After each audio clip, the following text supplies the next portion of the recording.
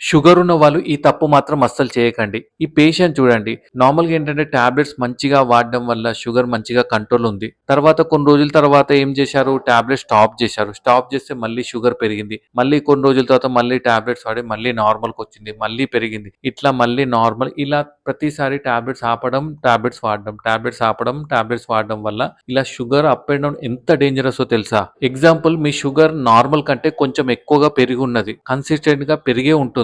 దానికంటే ఇలా up and downs వల్ల కాంప్లికేషన్స్ వచ్చే ఛాన్సెస్ అనేది ఎక్కువగా ఉంటాయి. అంటే heart problems, kidney problems, eye problems ఇలా అప్ అండ్ డౌన్స్ వల్ల వచ్చే ఛాన్సెస్ ఎక్కువగా ఉంటాయి. దేనితో పోల్చుకుంటే కొంచెం షుగర్ కంటిన్యూయస్‌గా పెరిగి ఉన్న వాళ్ళతో పోల్చుకుంటే ఇలా అప్ అండ్ డౌన్స్ వల్లనే కాంప్లికేషన్స్ అనేది ఎక్కువగా ఉంటాయి. సో, అందుకోసమే టాబ్లెట్స్ అనేది రెగ్యులర్‌గా వాడాలి. అండ్ షుగర్ మీది మంచిగా కంట్రోల్‌లో ఉంచుకోవాలి. అలా ఉంటే ఎటువంటి కాంప్లికేషన్స్ ఉండవు. అర్థమైంది గదా! మరి మీకు ఇలాంటి డౌట్స్ ఏమన్నా ఉంటే కింద కామెంట్ చేయండి.